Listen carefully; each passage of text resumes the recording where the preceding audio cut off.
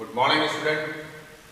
पिछले क्लासेस में हम लोग लैंड रिसोर्स के बारे में पढ़ रहे थे, उसके बारे में बहुत सारी चीज़ों को हमने देखा था और मैंने कहा था कि अगली क्लास के भीतर हम लोग कुछ नए टर्मिनोलॉजी जो कि लैंड रिसोर्स से रिलेटेड है उसको हम लोग देखेंगे। तो आइए एक बार फिर से हम अपने चैप्टर्स की तरफ बढ़ते हैं और कुछ नई बातों को जानते हैं। जैसा कि आप पहले से जान रहे हैं कि लैंड जो है वो एक बहुत ही इम्पॉर्टेंट हमारे लिए नेचुरल रिसोर्स है जो पूरी लाइफ को सपोर्ट करता है, चाहे वो प्लांट किंगडम हो, एनिमल किंगडम हो। लैंड की रिक्वायरमेंट हमारे लिए बहुत वाइटल है। यूजेबल लैंड हमारे पास अर्थ के ऊपर हार्डली 5% है, क्योंकि बहुत ऐसा लैंड एरिया होता है जो कि पहाड़ है, रॉक्स है, वहाँ एग्रीकल्चर नहीं हो सकता, वहाँ हम बहुत बेहतरीन लाइफ को सपोर्ट नहीं दे सकते। तो हमारी ये कोशिश हमेशा से होती आई है, रहती आई है कि हम किसी तरह लैंड का दायरा जो है उसको ज़्यादा करें ताकि हम उसमें एक बेहतरीन ज़िंदगी को जी सके और बहुत सारी चीज़ों को अचीव कर सके। तो कुछ चीज़ों को हम देखते हैं यहाँ पर। रीस्टोरिंग डायरेक्ट लैंड, इसका क्या मतलब होता है? ह्यूमन एक्टिविटी के चलते, जैसे माइनिंग्स में हम लोग बहुत सारे मिनरल्स को निकालते हैं, उसकी वजह से कुछ लैंड जो है वो खराब हो जाती है। ओवर ग्रेजिंग की वजह से ज़मीन खराब होती है। जैसे बहुत सारे डोमेस्टिक जो हम लोग एनिमल्स को रखते हैं वो खेतों में या ज़मीन पे पेड़ पौधों को खाते हैं, चरते रहते हैं। ओवर ग्रेजिंग की वजह से लैंड जो है वो खराब होती है। वैसे ही एक्सेसिव एग्रीकल्चर की वजह से भी लैंड खराब होता है। तो यहाँ पे हम लोग ये कोशिश करते हैं कि लैंड की क्वालिटी को हम बचा के रखें, उसे इम्प्रूव करें, और इम्प्रूव करने के लिए हम लोग उसमें कुछ फर्टिलाइजर्स का भी इस्तेमाल करते हैं। खनिज पदार्थों का जहाँ से माइनिंग होता है वहाँ पे माइनिंग करने के बाद उसको लैंडफिल बनाते हैं, वहाँ पे पेड़ पौधे लगाते हैं। तो ये सारी एक्टिविटी होती रहती है। दूसरी पार्ट में आइए हम देखते हैं क्रिएटिंग न्यू लैंड। जैसा कि मैंने पहले आपको बताया था, हम लोग नए लैंड को डेवलप करना चाहते हैं। खेती की बात करें हम लोग तो खेती करने लायक जो जमीन है, टोटल जमीन एरिया का 11% होता है।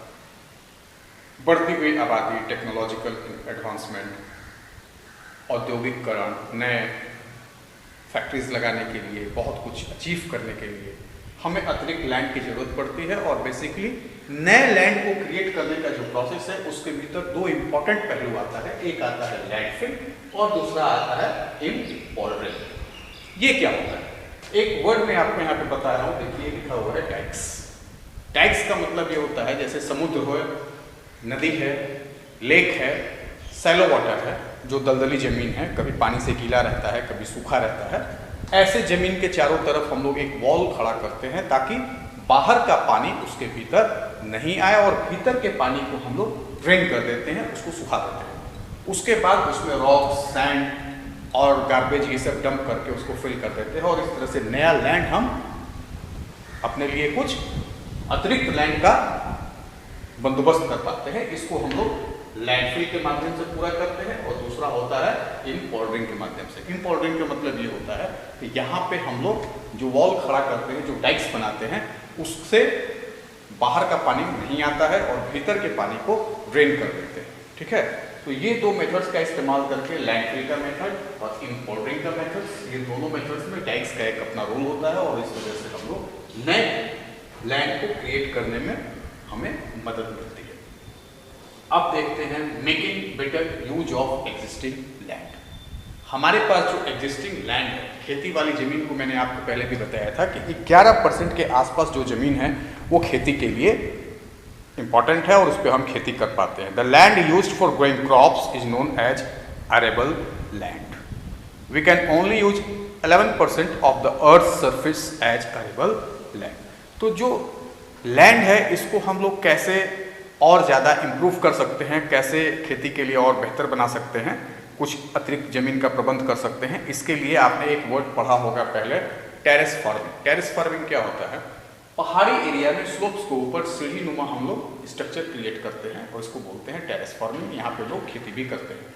इसके किनारे पे लोग रॉक्स लगा देते हैं ताकि जो रनिंग वाटर है वो उस पर रुके, और इस तरह से जो सॉइल इरोजन होती है वो ना हो पाए और कुछ अतिरिक्त जमीन हमें खेती के लिए मिल पाए। इसके लिए हम लोग टेरेस फार्मिंग करते हैं। दूसरी जो चीज़ है इरिगेशन। इरिगेशन इसका मतलब होता है कि बेहतर इरिगेशन सिस्टम्स को हम लाकर, क्योंकि भारत जैसे कंट्री के भीतर या वर्ल्ड के बहुत सारे ऐसे कंट्री हैं जो कि मानसून के ऊपर या रेनफॉल के ऊपर डिपेंडेंट है। और जहाँ ये सुविधा नहीं है वहाँ पे हम खेती को कैसे इम्प्रूव कर सकते हैं, लैंड प्रोडक्टिविटी को कैसे बढ़ाएंगे, कैसे फूड रिक्वायरमेंट्स को पूरा करेंगे। तो इसके लिए हम लोग इरिगेशंस का हेल्प लेते हैं। आपको मैं बता दूं, राजस्थान के भीतर डेजर्ट एरिया है, खेती बहुत ना के बराबर हुआ करती थी, लेकिन जब से वहाँ पे इंदिरा गांधी कैनल को बनाया गया तब राजस्थान के भीतर भी बहुत खेती बाड़ी का काम होता है। तो इरिगेशन एक बेहतरीन मेथड है जिससे हम लैंड का बेहतरीन यूज कर पाते हैं, लैंड की प्रोडक्टिविटी को बढ़ा पाते हैं और फूड ग्रेन्स का प्रोडक्शन ज़्यादा कर पाते हैं।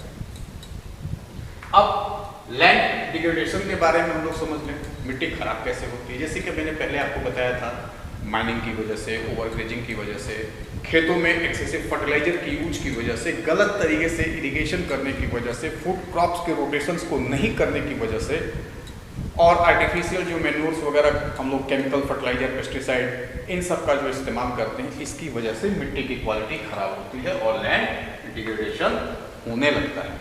यानी ये जो हम सारी चीज़ों को जो देख रहे हैं, ये एक तरह का लैंड मैनेजमेंट है। कैसे हम नया लैंड क्रिएट करेंगे, एग्जिस्टिंग लैंड की क्वालिटी को कैसे इम्प्रूव करेंगे, खेती का आउटपुट हमारे पास ज़्यादा है, प्रोडक्टिविटी ज़्यादा है, इसके लिए क्या करेंगे, ये तमाम चीज़ जो है वो लैंड मैनेजमेंट के भीतर में आती है। चूँकि एक बार फिर से मैं आपको बता दूँ, land is one of the most important natural resource.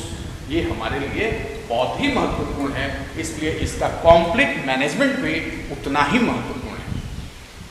आने वाले समय में आप जब आगे बढ़ेंगे तब आप इसमें पढ़ेंगे, बड़े हो जाएंगे तो एग्रीकल्चर के फील्ड में आप चले जाए, बायोटेक्नोलॉजी के फील्ड में आप चले जाए, वहाँ पे आप सॉइल टेस्टिंग के बारे में पढ़ेंगे, सॉइल कंपोजिशन के बारे में पढ़ेंगे कि कौन सी ज़मीन पे कौन सी खेती सबसे बेहतर हो सकती है।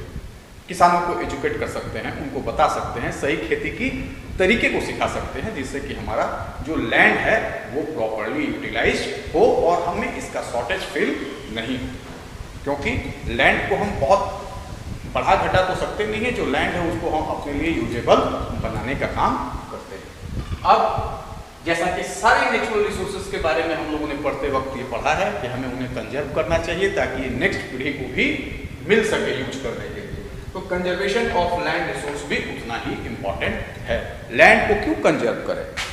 Afforestation, land reclamation, regulated use of chemical pesticide and fertilizers, checks on overgrazing, controlling mining, waterlogging of soil are some of measures for conserving land resource। यानी हम किसी तरह से लैंड को कंजर्व करने के लिए, बचाने के लिए हम एफॉरेस्टेशन करें, यानी जंगलों को, लकड़ियों को काटे नहीं, पेड़ पौधों को काटे नहीं, बल्कि उसकी जगह पे नए प्लांट लगाएं, फॉरेस्ट एरिया को आगे बढ़ाएं।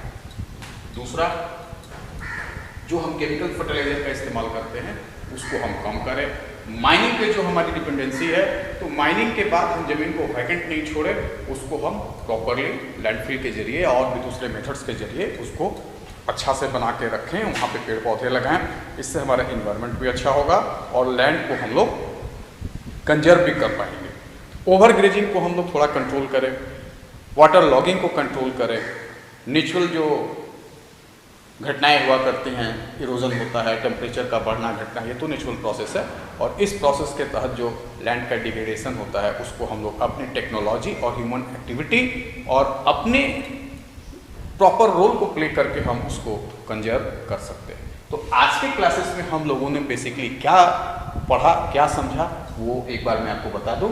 लैंड एक इम्पोर्टेंट नेचुरल रिसोर्स है और ये हमारे लिए बहुत ही वाइटल है, जो कि पूरे लाइफ सिस्टम को सपोर्ट करता है। फिर बात आती है रिस्टोरिंग डेरिलिक्ट लैंड की, यानी लैंड जो खराब हो रहे हैं ओवरग्रेजिंग की वजह से या माइनिंग की वजह से या और ह्यूमन एक्टिविटी की वजह से, तो उसको खराब होने से हम कैसे बचा पाए। दूसरी बात, ह्यूमन रिक्वायरमेंट्स बढ़ता जा रहा है, पॉपुलेशन बढ़ता जा रहा है, तो कैसे हम अपने लिए नए लैंड, थोड़ा बहुत और अतिरिक्त लैंड का जुगाड़ कर पाए, इकट्ठा कर पाए, उसका प्रबंध कर पाए। उसके लिए हम कुछ मेथड्स का, साइंटिफिक मेथड्स का इस्तेमाल करते हैं, जैसे लैंडफिल है और इन ऑर्डरिंग सिस्टम है। इसके भीतर आपको मैंने डेक्स का नाम दिया था। डेक्स क्या होता है? जो सैलो एरिया को कवर करने के लिए वॉल क्रिएट करते हैं और वॉल के भीतर से पानी को ड्रेन कर देते हैं और फिर उसको डंप करके रॉक्स को, सैंड को फिल करके उस जमीन को हम एक्वायर करते हैं, वो हमारा डेट्स है।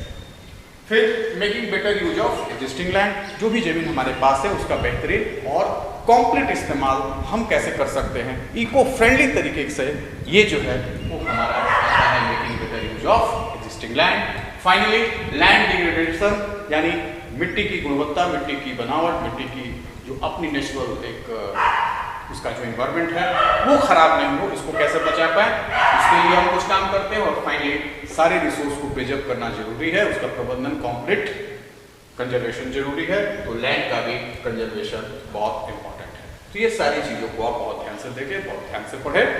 ये कंसेप्ट आपको क्लियर हो गया होगा, कैसे हम लैंड की प्रोडक्टिविटी को बढ़ाते हैं, कैसे अपने लिए हम नए लैंड को क्रिएट कर पाते हैं, किस तरह से डायलेक्ट लैंड को हम लोग यूजेबल लैंड के रूप में तब्दील कर पाते हैं, लैंड डिग्रेडेशन को रोक पाते हैं, कंजर्वेशन ऑफ लैंड हमारे लिए क्यों इंपॉर्टेंट है। ये सारे कंसेप्ट जो है वो टोटली एक कंप्लीट पिक्चर आपके सामने प्रेजेंट करते हैं लैंड मैनेजमेंट का, जो कि हमारे लिए लैंड जो है एक बहुत ही इंपॉर्टेंट नेचुरल रिसोर्स है।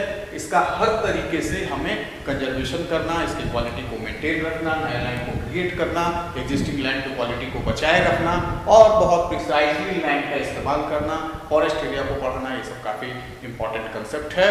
एज ए स्टूडेंट्स आपको ये बहुत बहुत अच्छे तरीके से समझना है कि नेचुरल रिसोर्स को प्रोटेक्ट करना, प्रिजर्व करना, उसको वैल्यू करना क्यों जरूरी है। इन्वायरमेंटल इशू लगातार बढ़ते जा रहे हैं और ऐसे में हमें अपने नेचुरल रिसोर्सेज के बारे में एक बेहतरीन जानकारी रखना, उनके साथ अपनी एक अच्छी अंडरस्टैंडिंग रखना बहुत ही जरूरी है। एक सिविक सेंस को डेवलप करना भी इन तमाम चीज़ों के परिप्रेक्ष्य में बहुत इंपॉर्टेंट है। तो आज के लिए स्टूडेंट्स बस इतना ही। क्वेश्चंस को आपको दिए जाएंगे, उस क्वेश्चंस को आप अच्छे से करेंगे, पूरे कंसेप्ट को आप बढ़िया से पढ़ेंगे और एक बेहतरीन फंडामेंटल आप क्रिएट करेंगे इस पूरे लैंड के डायमेंशंस के ऊपर।